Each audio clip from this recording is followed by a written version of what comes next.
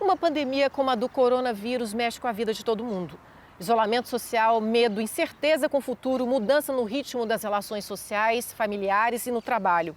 Milhões de pessoas foram literalmente jogadas no trabalho remoto. E a adaptação, para muitas, é mais difícil. Tudo isso pode levar a transtornos psíquicos, como a ansiedade e a depressão. Como conservar, manter a saúde mental nesses momentos críticos? Quem responde a essas perguntas, a esses questionamentos, é a psicóloga Gabriela Castro, servidora do TRT de Goiás. Seja bem-vinda à Hora Extra, Gabriela. Obrigada. Gabriela, nada do que foi será do jeito que já foi um dia, né? Como dizia Lulu Santos. O isolamento, ele pode afetar a nossa saúde mental? Fabíola, primeiro eu queria agradecer o convite. Acho que mais do que nunca é hora de falar sobre saúde mental, um assunto que sempre foi tão importante que agora se mostra mais ainda, justamente pelo que você está dizendo, né? A vida inteira, acho que esses versos eles fazem muito sentido na nossa vida. Nenhum momento que a gente passa é semelhante ao outro, a gente vive em constantes mudanças e transformações ao longo da vida, mas especialmente nesse momento nós estamos vivendo um momento que nunca se viu antes, nem na história do Brasil, nem nas nossas histórias pessoais, né? Na história do nosso país e até mesmo em nível mundial, né? É um momento muito particular, muito ímpar, e momentos como esses, naturalmente desconhecidos, eles trazem sim impactos na nossa vida cotidiana e claro que na nossa saúde mental. Como nos manter sãos e ativos? No trabalho, agora em casa e na vida pessoal, também em casa, né? A primeira coisa que eu acho importante dizer é que, como eu disse, todo mundo vai se sentir em alguma medida afetado por essa situação. E se sentir assim é normal e é esperado. A gente estranharia se alguém não estivesse sentindo os efeitos de tanta mudança na nossa vida. Então, a primeira coisa que a gente deve fazer é se observar, observar os seus sentimentos, entrar em contato com esses sentimentos e não simplesmente negá-los ou passar por cima, porque a gente precisa entender sim que é um momento de atenção e cuidado, de autocuidado, né? E outra coisa que a gente considera muito importante é tentar estabelecer uma rotina, no momento em que as nossas rotinas foram modificadas, né? É tentar estabelecer uma nova rotina. Então, por exemplo, se eu estou num momento em que eu tenho que trabalhar na minha casa, né, que é algo diferente para muitas pessoas, então que eu tente estabelecer um horário de acordar, um horário de tomar o meu banho, como eu fazia habitualmente, trocar a minha roupa para começar um dia produtivo e não passar o dia inteiro, né, de pijama, tentar estabelecer horas de início, de pausas, de finalização de trabalho. Se eu tenho outras pessoas que estão nesse trabalho em casa, que se estabelecer uma escala mesmo de trabalho, ou mesmo crianças que hoje têm aula de casa também, estabelecer horários para que cada coisa possa ser realizada, né? E também horários de lazer. É preciso que a gente se organize em volta de uma rotina para que o trabalho não se superponha também à nossa vida familiar e social e ao nosso lazer. O lazer ele é fundamental na nossa vida. Então, talvez seja um momento que a gente possa também descobrir e redescobrir o prazer em algumas coisas, né? Também é muito importante que a gente, nesse período de distanciamento social, eu não gosto muito do termo de isolamento, apesar de que a gente sabe que muitas pessoas estão isoladas. Mas eu penso nesse distanciamento social, ele não precisa necessariamente ser um momento de solidão, né? Hoje, mais uma vez, a tecnologia ela nos permite nos aproximar dos nossos entes queridos, né, dos nossos familiares, das pessoas que infelizmente temos que nos afastar fisicamente por um período, mas esse estreitamento afetivo de laços é fundamental também para a nossa saúde afetiva e mental. Além desse estreitamento de laços por meio da tecnologia, a gente também precisa se atentar aos laços daqueles que estão junto a nós, né? Muitas pessoas acabam hoje passando mais tempo com a família e antes a gente tinha mais tempo às vezes no trabalho do que com a família. Então essa oportunidade de estar com a família também pode ser voltada para esse estreitamento de laços, né? Algo que eu acho fundamental também nesse sentido de tentar se manter ativo e saudável é fortalecer o nosso senso de comunidade.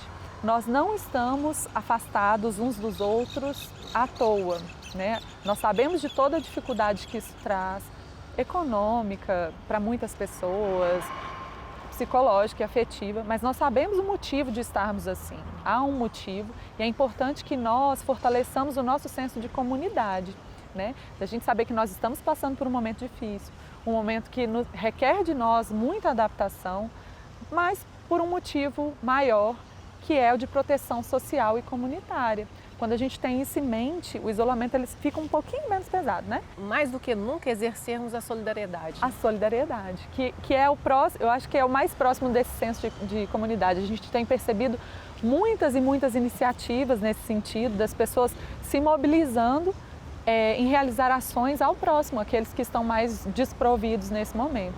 Então isso tudo ajuda a gente se sentir, a ter esse senso de pertença, a de entender que está todo mundo no mesmo barco, está difícil para mim, mas está difícil para todo mundo também e que a gente está unido em torno disso, né? Bom, você já respondeu essa próxima pergunta que eu ia fazer em relação ao direito à desconexão, né? Como conciliar casa e trabalho remoto. E a Cristina, só o comentário que eu achei interessante que ela fez, vou ler aqui, que é uma pergunta e um comentário ao mesmo tempo. Estamos em teletrabalho tanto no público quanto no aspecto privado. É bom delimitarmos nossa disponibilidade, afinal temos uma jornada para cumprir no físico e outras atribuições que fazem parte da nossa vida. O trabalho precisa ser convidado para a nossa casa. Interessante isso. É muito interessante. E essa discussão desse direito à desconexão, ela já vem há algum tempo, né? O teletrabalho, o trabalho remoto, ele já é realidade em algumas áreas, né? As pessoas já trabalham assim há algum tempo em algumas áreas. O que acontece é que nesse momento todos nós fomos pegos de uma forma geral de surpresa. A maior parte não estava preparada para isso, a maior parte nem pensava nessa possibilidade, eu imagino. Há categorias profissionais que eu acredito que nunca nem aventaram a possibilidade de trabalhar de casa, né? Pelos formatos que temos hoje. E todos tivemos que forçadamente nos aproximar desse modelo do trabalho remoto.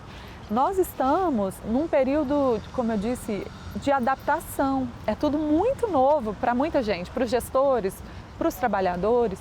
Então, nesse momento de adaptação, a gente precisa, sim, de estabelecer alguns limites conjuntos, né? E esses limites, eles têm que ser construídos entre o trabalhador e os gestores e a organização, entender o que é possível de ser feito nesse momento, né? Quais são as metas a serem atingidas.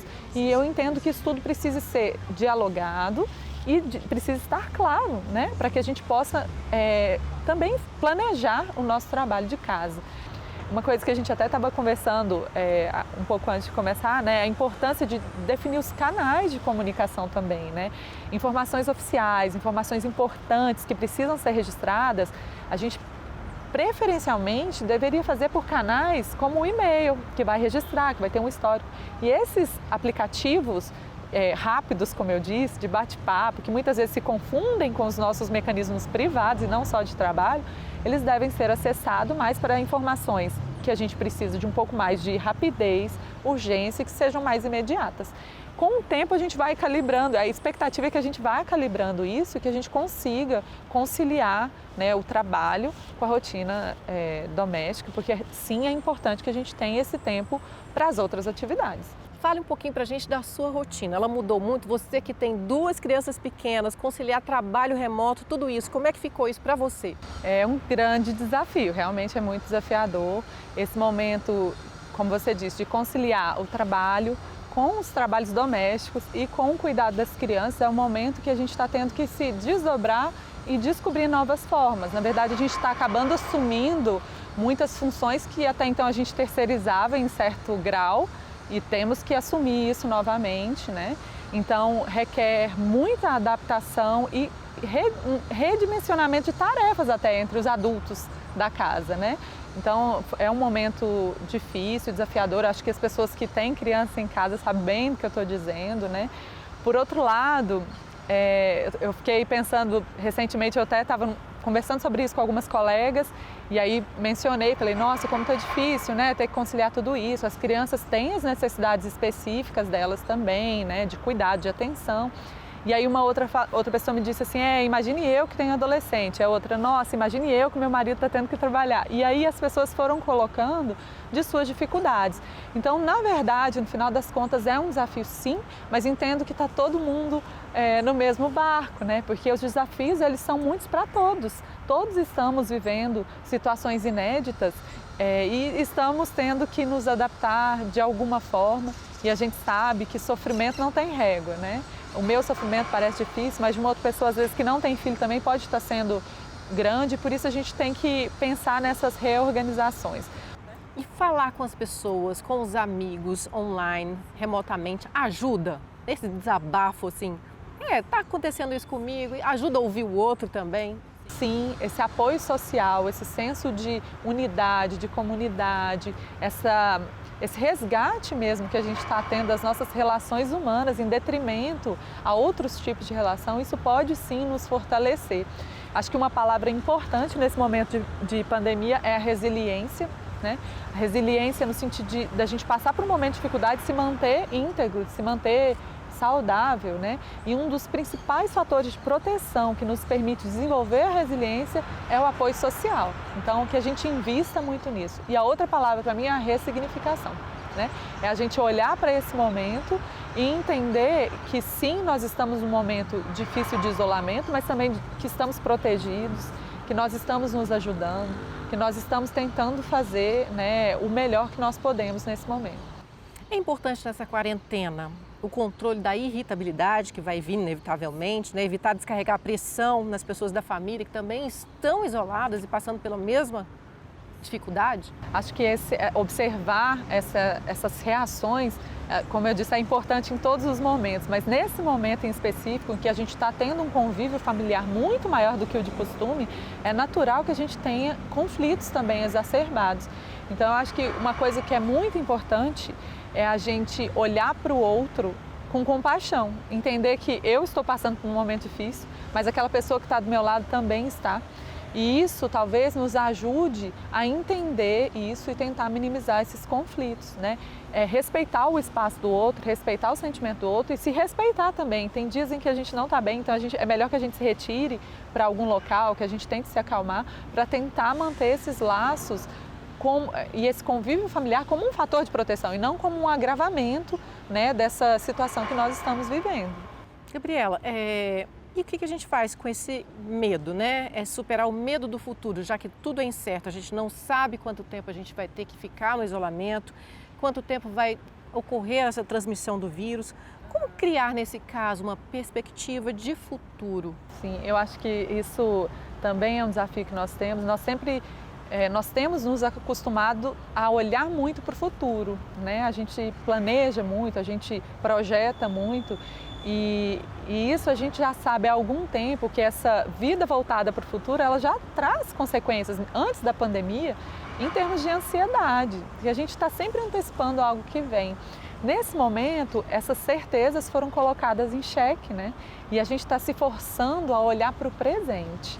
Então, é claro, eu não estou romantizando a pandemia, eu sei que o sofrimento é intenso, mas talvez seja uma oportunidade da gente priorizar o que é possível de se fazer no presente, que a gente consiga estruturar a nossa vida com metas curtas, próximas, que a gente consiga realizar, com coisas que a gente priorize, entende como importante, que sejam próximas e que a gente consiga fazer isso, atualizar essas metas todos os dias, né?